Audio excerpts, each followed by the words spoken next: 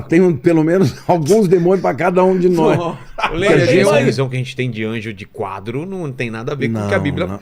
Por isso que fala que é meio assustador. Quem olha para um anjo assim, de repente, pode até se assustar, Ele né? adorou e o anjo do Senhor recebeu a adoração. Então ali é Cristo. Mas tem algumas... Os anjos foram criados de uma vez só ou eles são criados? Foram criados de uma vez só. Então o número de anjos...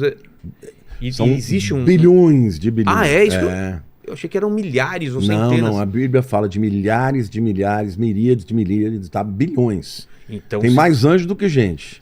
E são milhões, um terço de... Então não, bilhões. Bilhões, um terço de... Bilhões também é muito demônio também. São centenas de milhões, né? Então tem um demônio para encher o saco de... Tem pelo menos alguns demônios para cada um de nós.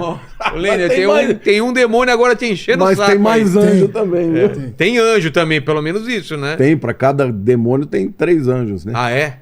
É.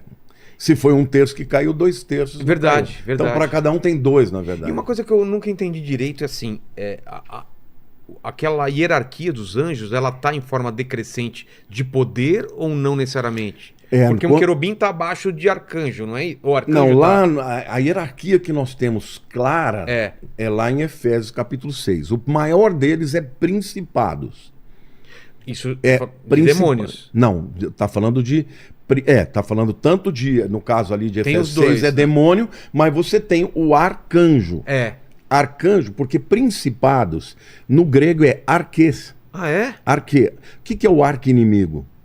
É o grande inimigo. O maior inimigo. É o maior inimigo. Então, o arcanjo é o primeiro demônio, em termos de autoridade. Então tem arcanjo e contra ele tem o principado. Mas é a mesma palavra. Ah. Entendeu? E aí depois vem o quê? Depois vem potestades. E para anjo é o quê? Não tem mais. No caso, por exemplo, de demônios, tem um monte de coisa, mas de anjo não tem mais. No anjo você... não tem querubins... Sim, mas aí já são diferentes. Por exemplo, os querubins e os serafins são seres celestiais que assistem no trono de Deus. Por exemplo, quando Adão foi expulso do Jardim do Éden, Deus colocou 2 querubins com espadas desembainhadas, proibindo que o homem voltasse para o Éden para não ter acesso à árvore da vida e aí ficar perpetuamente... Então são anjos poderosíssimos. Poderosíssimos. Serafins também. No Apocalipse a gente vê os seres viventes, entendeu? Que fala que tem 6 asas, vários olhos. É uma descrição parecida com os serafins de Ezequiel também. Sei. Então, assim, o que Essa visão que a gente tem de anjo de quadro não tem nada a ver com o que a Bíblia... Não. Por isso que fala que é meio assustador. Quem olha para um anjo assim, de repente, pode até se assustar, né? Mas quando eles se manifestam, por exemplo, no mundo físico, eles parecem homens. Para não assustar. Quando, por exemplo, Abraão está lá meio-dia sentadinho na sua tenda, chegam 3 anjos. Um deles é Jesus, que não é anjo, né? Jesus é o próprio Filho de Deus. Mas no Velho Testamento, como é que você sabe quem é Jesus e quem é um anjo? Porque ele tem o anjo do Senhor. O anjo do Senhor, Malach Yahweh, é Jesus. O anjo do Senhor é Jesus? É chamada uma cristofania, ou uma teofania, que é uma manifestação de Cristo no Velho Testamento. O Cristo, antes de encarnar na carne, ele já aparecia, então? Já aparecia. Ele, por exemplo, ele recebe adoração, porque na Bíblia somente Deus recebe adoração. E quando é o anjo do Senhor, ele recebe adoração.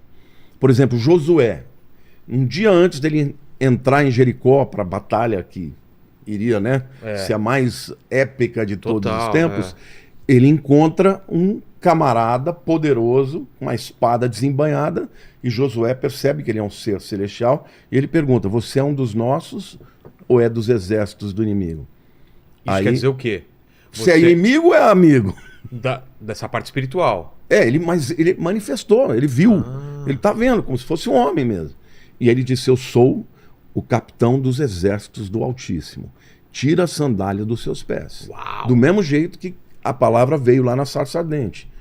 Aí ele... Que está pisando em solo sagrado. Ele adorou e o anjo do Senhor recebeu a adoração. Então ali é Cristo. Mas tem alguns trechos que falam para não adorar porque eu sou um anjo, né? O anjo fala: não me adore, eu sou um servo, sou mensageiro, como você. Exatamente. Entendeu? Então, assim, nós diríamos assim, que existe uma hierarquia de poder, mas Satanás está acima. Se você pegar no mano a mano, Sei. Satanás é maior do que Miguel, que é o maior arcanjo. Quê? É. Eu achei que arcanjo era o mais Então, poderoso. eles são arcanjos e principados, teoricamente, eles estão no mesmo nível. Equivalente. Um querubim tá acima. É que ele não é um querubim, ele É é o o querubim original. exatamente. É o único. E lá na carta de Judas, né, não é os Iscariotes, né, é o Judas que escreveu a carta de Judas, né? Lá diz que Satanás estava contendendo com Miguel pelo corpo de Moisés. Verdade, estavam brigando, lutando, né? E aí diz que Miguel não ousou dizer um juízo difamatório contra ele. Disse: o Senhor te repreenda. Ele não enfrentou o Satanás na sua própria mano força. a mano. É como se a gente falasse hoje, em nome de Jesus, sai. É. Ele Usou Jesus. Ele usou o nome do superior dele. Nossa, isso é importante então Entendeu? saber. Agora, tem um outro momento em que, por exemplo, ali é Gabriel que está brigando com o principado da Pérsia. Lá em Daniel capítulo 9. Exato. Porque Daniel começou um jejum de 21 dias de oração. Para saber o que ia acontecer com a história de Israel. Porque já estava cumprindo os 70 anos que ele sabia que ia durar o exílio babilônico. Então ele começou um jejum de 21 dias. De oração e jejum. No 21º dia aparece Gabriel, que é o anjo mensageiro, né? Não é o único, mas é o maior deles. É o que anunciou, por exemplo, para Maria que Jesus ia nascer e tal. E Gabriel falou: olha, no dia que você começou a orar, eu saí. Só que, no meio do caminho, o príncipe da Pérsia me impediu. Não é o príncipe humano, porque é outra guerra, né? No mundo espiritual. Outra guerra. Aí ele disse: mas eu clamei a Miguel, o arcanjo, e ele veio me ajudar. E aí então eu vim. Mas isso é interessante, né, pastor? Porque estamos falando de... Existe todo um reinado, uma hierarquia no mundo espiritual que reflete aqui. O rei da Pérsia, ou seja, ele tem um domínio espiritual numa região, correto? Sim, você tem um principado em cada país. Até hoje em dia. Até hoje. Tipo, na América do Sul, no Brasil No Brasil existe você tem um principado. que meio São os que poderes. domina aqui. É organizadíssimo. Satanás, ele no seu império, ele não tirou, vamos dizer assim, a hierarquia que existia no mundo espiritual que Deus criou. Então existem impérios demoníacos para cuidar de cada país ou região. Sim. Assim como áreas específicas, né? Por exemplo, se principados ele tem controle sobre, por exemplo, uma determinada nação, você tem potestades que atuam em áreas específicas. Por exemplo, mídia. Eles são principados do ar. Eu não tenho dúvida. Por que hoje televisão, mídia, internet é uma coisa tão tremenda? Ô Vilela, eu não sei se você vai acreditar, porque é uma coisa assim que é uma experiência que eu tenho. Tá. Toda vez que eu vou fazer uma live em que eu vou falar do anticristo, toda vez, alguma coisa acontece na internet.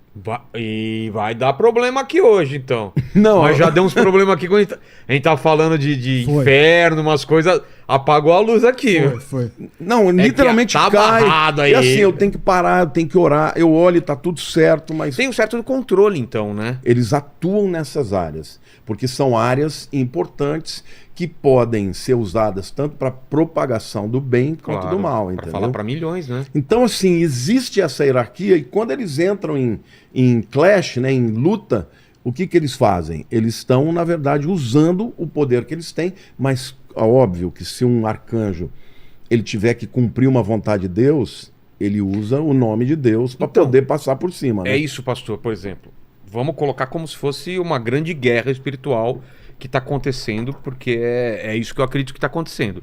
Aí um arcanjo tem que entrar num território brasileiro dominado, ou num território dominado por um principado, uma potestade. São principados. Né? Não, do mesmo jeito que existe uma potestade do país, você tem um arcanjo do país. Ah, tem um arcanjo designado e uma potestade. E eles estão em guerra. Como é que a gente sabe disso? Porque a Bíblia chama Miguel do arcanjo que luta pelo povo de Israel. Então ele... O arcanjo Miguel, para mim, ele é o principal de todos, hoje é o, vamos dizer, o general dos exércitos Sei. do Altíssimo, mas ele tem uma atuação mais específica Com o com o povo. povo de Israel. Entendi. Eu acredito que tenha, por conta disso, outros arcanjos que lutem em outras dimensões, porque a gente sabe que tem o principado, se falou que tem principado da Pérsia, É. por que que não pode ter no Brasil, ou nos Estados Unidos, ou não, entendeu? Então dá para Deus, o do Brasil aí, ele tá. Precisamos de reforços aí, né? Você tá uma guerra maluca aí, né? Não, no final dos tempos, Porque- a luta vai ser cada vez pior. Porque parece que o mal tá crescendo, não tá? Parece- Ou é só uma impressão? Não. Sempre teve mal e só porque a gente tá vivendo agora dá a impressão que o mal é maior. Não, Como você vê, Jesus pastor? disse, né, que o mal se multiplicaria. A iniquidade, por se multiplicar a iniquidade, o amor de muitos esfriará. É. Então, vai piorar. Então, vai aumentar o mal. A gente vê também um esfriamento, né? Pessoas que não têm uma vida espiritual, que têm uma vida muito material. Aqueles que tinham começam a deixar de ter, né? Entendi. É o esfriamento. O que que é o esfriamento? Da fé, do amor. Acho que o esfriamento é pior do que É. o ódio, do que o mal, né? Porque a pessoa não tá nem aqui nem ali, ela simplesmente não liga, né? Ela simplesmente vive uma vida à parte, né? É o que Jesus fala, né? É. Na igreja de Laodiceia, de você é morno, né? Eu vomitarei, como que É, é? porque você não é nem frio nem quente. Era melhor que fosse frio ou quente. Por causa disso, eu estou para te vomitar da minha O boca. morno é a pior coisa, né? Porque Pior, né? Porque ele não é nem frio nem quente. Ele não é nem crente e nem ímpio. Ele não é nem ateu. Ou seja, para Deus, aos olhos de Deus, é pior uma pessoa que diz que é, mas não é, do que o cara que diz que não, sou ateu não acredita mesmo. Entendeu? Entendeu? Exatamente. Então esse é o tempo. Agora, isso é resultado do quê? De uma batalha espiritual.